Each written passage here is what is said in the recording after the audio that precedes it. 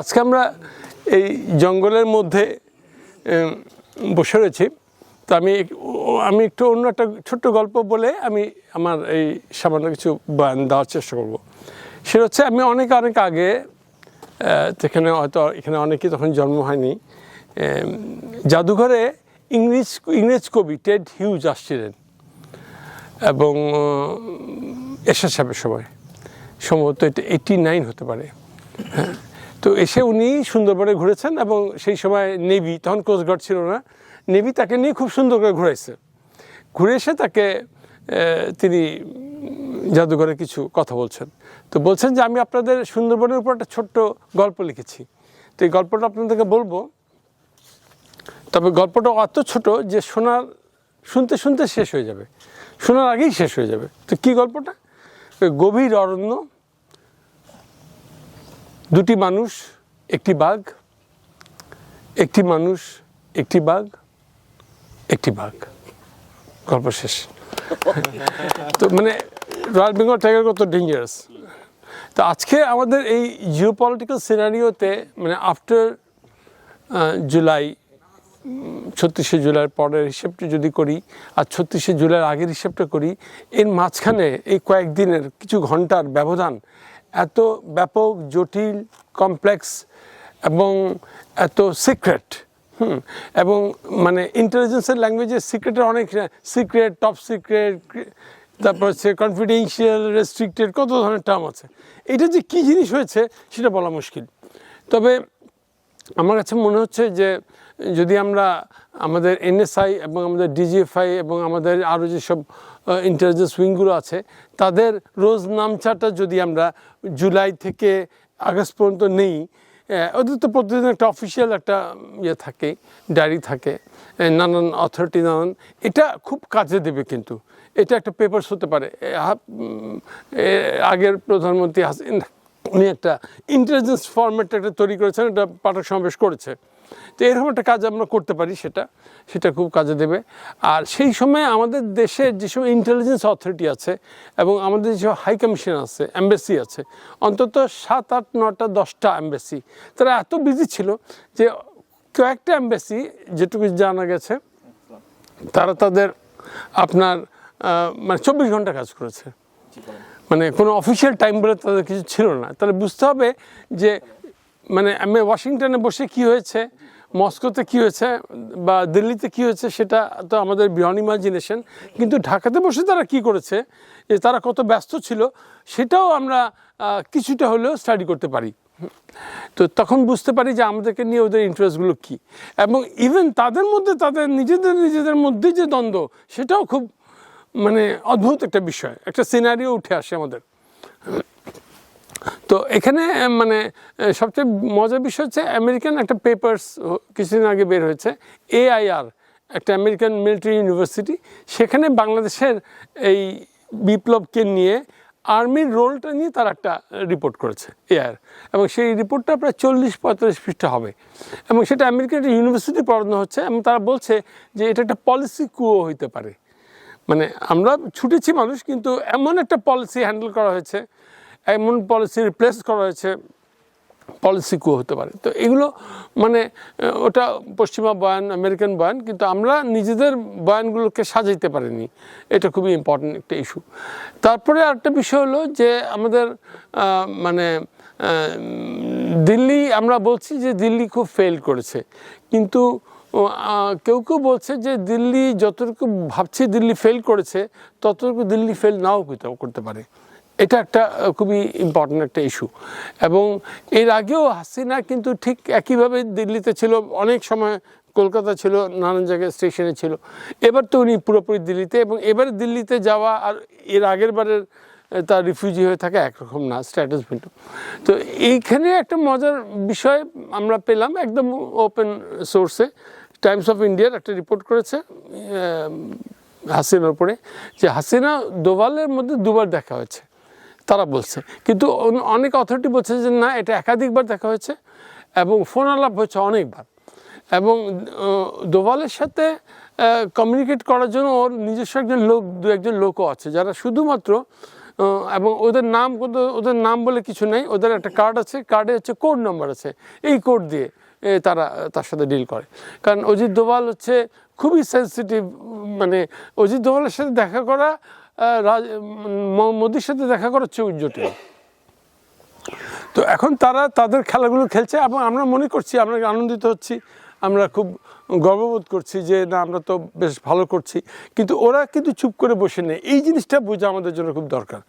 এবং আপনি যদি গত মানে 15-16 মাস, বিশেষ করে গত 6 মাসের দিল্লি থেকে যেসব বা কলকাতা থেকে বা গুয়াহাটি থেকে যেসব পেপারসগুলো ঢাকায় এসেছে, আপনি যদি এগুলো দেখেন দেখবেন যে মানে হাসিনা কোথায় আছেন বা কোন অবস্থায় আছেন, কাদের সাথে যোগাযোগ করছেন, কি করছেন না করছেন, এই সম্পর্কে খুব বেশি একটা রিপোর্ট ডিপ্লোম্যাটিক ব্যাগে আসে নাই।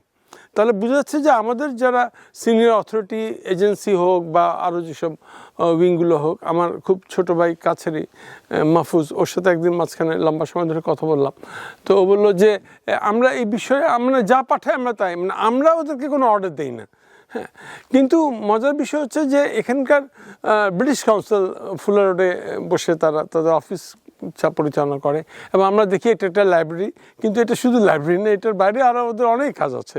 হ্যাঁ, আমরা হয়তো ভেবেও নিতে পারি যে MI6-এর একটা স্টেশন অফিস এখানে যদি থাকে, অবাক হওয়ার কিছু নেই, খুব স্বাভাবিক।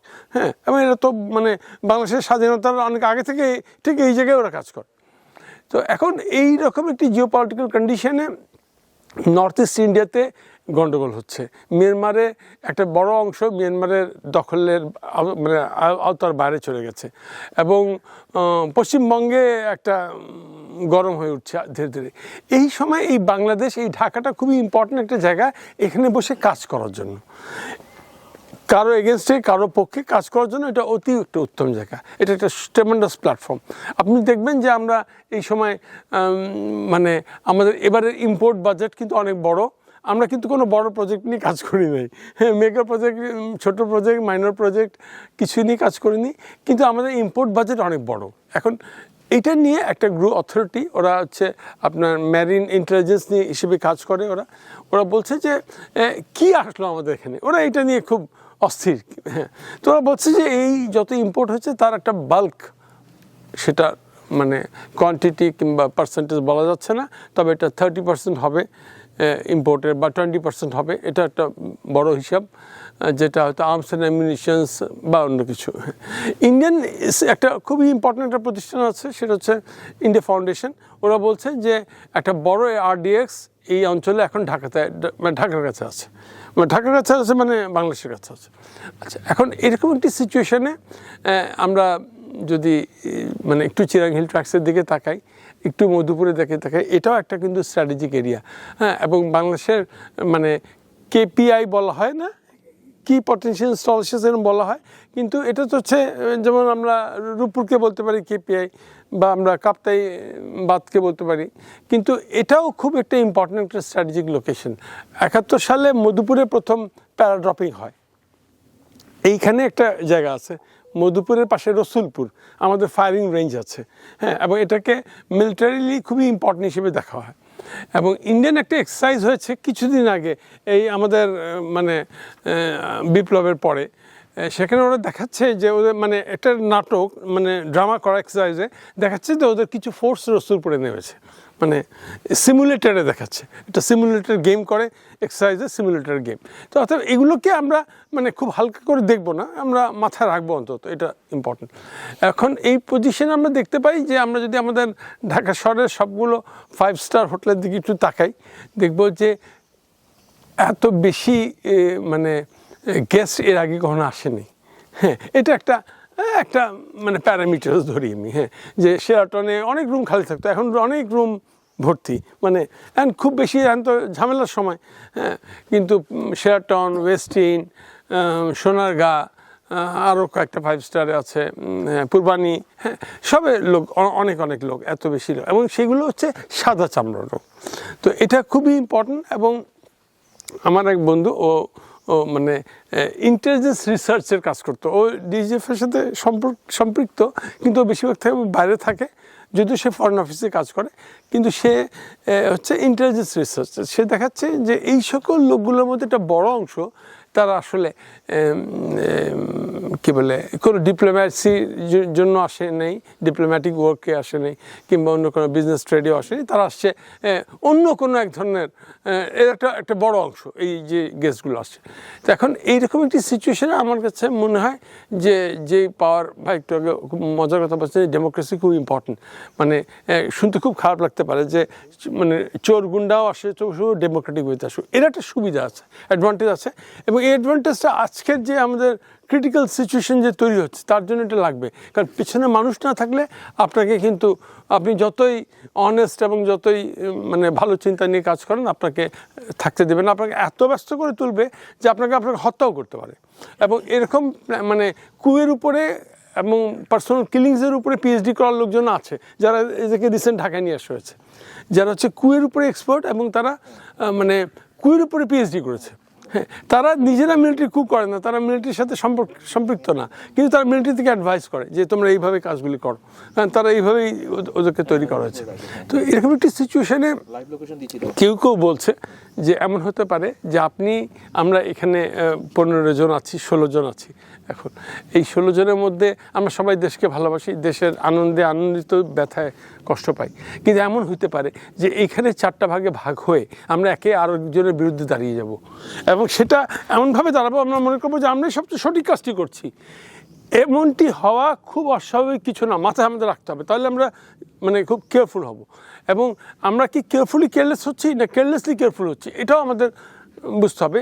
আমাদের অবশ্যই মানে এবং ইয়াং জেনারেশন তাদেরকে হাইলি মানে পলিটিক্যালি রেসপন্সিবিলিটি দেখাতে হবে, পলিটিক্যাল রেসপন্সিবিলিটি তাদেরকে দেখাতে হবে। কারণ এই জায়গায় বড়রা হয়তো ভুল করতে পারে, হ্যাঁ।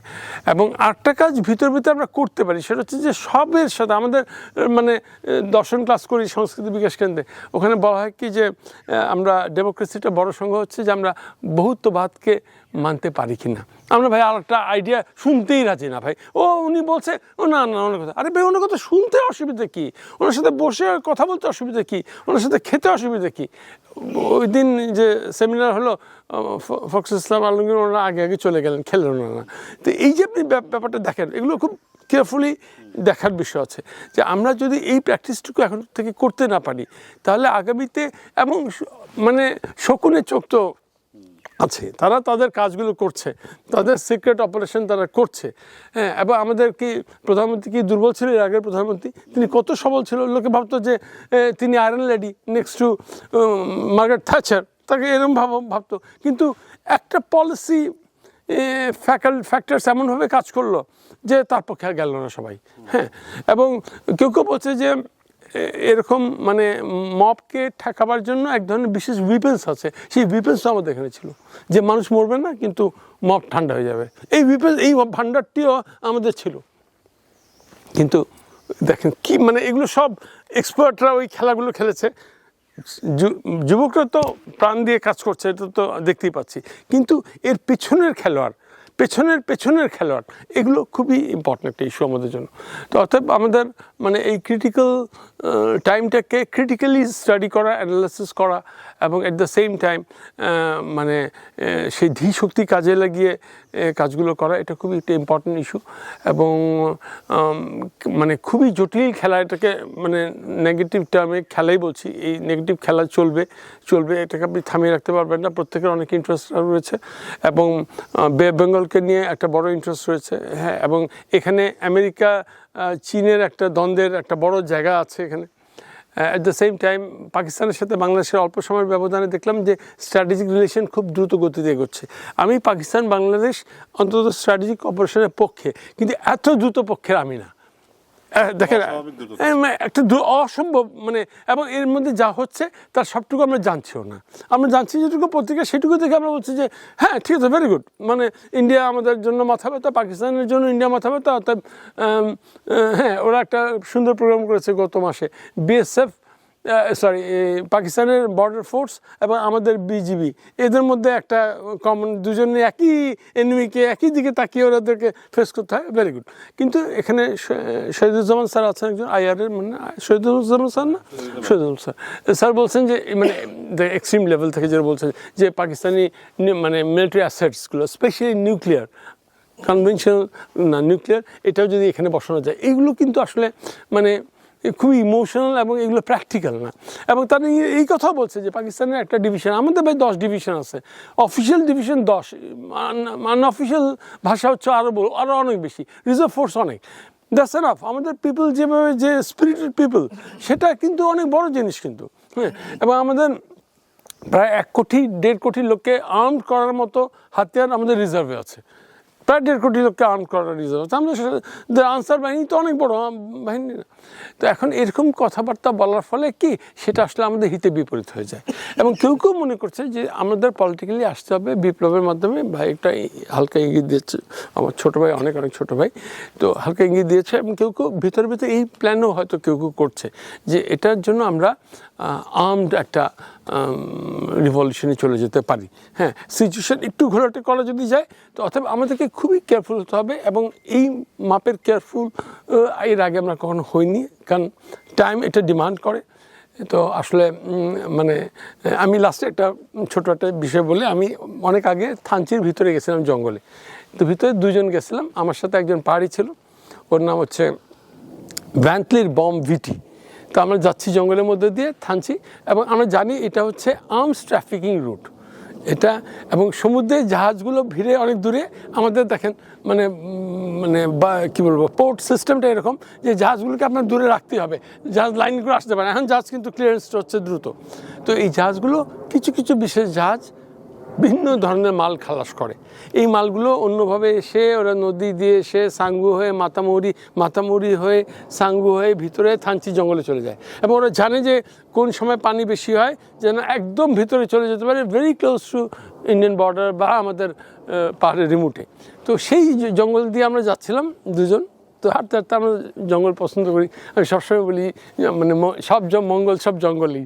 হ্যাঁ, তো যাচ্ছি তো এক জায়গায় একটা মাচার ভিতরে দাঁড়ালাম, ওখানে ওরা আবার চুয়ানি খায়, ওই প্র্যাকটিসটা নাই, তারপরে বলছি আমি বলে নিলাম আর কি। তো ওরা বলছে যে এখানে সব কিছু আছে। তাই বললাম যে কী আছে? আমার তো ভাই একটু বড় একটা নোট আছে, 500 টাকার নোট। কি আমি বলছি বড় নোট, সেটা আমি বেশ আগের কথা বলছি। বলে কি এটা কোনো বিষয় না, 10,000 টাকার নোট আমি ভাঙতে দিতে পারবো। মানে ওরা মজা করে বললো 10,000 টাকার নোট আমি ভাঙতে দিতে পারবো। তারপর দেখলাম যে মানে বিয়ারের ক্যান, তারপর হচ্ছে 7-Up, ফরেন 7-Up মানে কৌটা, ক্যান কৌটা, হ্যাঁ, তারপর হচ্ছে আরও অনেক ধরনের জিনিসপত্র ওখানে আছে। তাহলে ভাই এই বেনসন হেজেস, তারপর আরও দামি দামি সব সিগারেট, এই রুটে ভাই এইটা কে খায়? এই রুটে তো ভাই মানে পাহাড়ি বলে কি, এটা তো হাসলো। তো আমার সাথে যে ভ্যান্টলির বম ভিটি, ও বললো দাদা এটা তো অনেক দামি রাস্তা, তো দামি রাস্তা, দামি লোকজন এই দিক দিয়ে আসা যাওয়া করে। তো এই যে এটা আমি কিন্তু 22-23 বছর আগের কথা বলছি। তো এই যে খেলা চলছে, এটা আমাদের হলিস্টিক ওয়েতে এই পুরো চিত্রটা যদি আমরা পাই, তাহলে আমাদের জন্য বোঝা সহজ হয়। তো আমি আজকে মানে খুবই একটা আনন্দের মুহূর্ত, আমরা হেঁটেছি, হাঁটতে মজা লাগছে। এবং একটু আগে ভাবছিলাম যে খাওয়া তো মজার বিষয়, খেতেও পছন্দ করি, কিন্তু কাদের সাথে খাবো সেটাও একটা মজার বিষয়। খাওয়াটা বড় জিনিস, কাদের সাথে খাবো সেটাও একটা বড় বিষয়। তো চমৎকার মানে ক্যামেরার কাজ চলছে, আমাদের ভেরি স্মার্ট ক্যামেরাম্যান যে অক্লান্তভাবে কাজ করছে। তো এরকম একটি সিচুয়েশনে আমাদেরকে এই পুরো বিষয়টাই আরও দেখা দরকার, এবং 55,000 বর্গমাইলের বাইরে যেয়ে দেখা দরকার। কারণ এখানে দেখলে আমরা ওই চিত্রটা পাবো না, আরও বড় করে চিত্রটা আমাদের দেখা দরকার। হ্যাঁ, আমরা মানে অনেক সময় এদিক থেকে বে অফ বেঙ্গলের দিকে তাকাই, কিন্তু যদি নেপালের দিক থেকে বাংলাদেশের দিকে তাকাই, তাহলে আমরা কিন্তু আর একটা বাংলাদেশ পাই। ওই বাংলাদেশটা আমাদের জিও পলিটিক্যাল এবং জিও স্ট্র্যাটেজিক ইকুয়েশনকে মিলাতে লেফট হ্যান্ড সাইড সমান রাইট হ্যান্ড সাইড মিলতে সাহায্য করে, হিসেবটা বুঝতে সহজ হয়। তো ধন্যবাদ, আমি এইটুকু বললাম। থ্যাংক ইউ ভাই।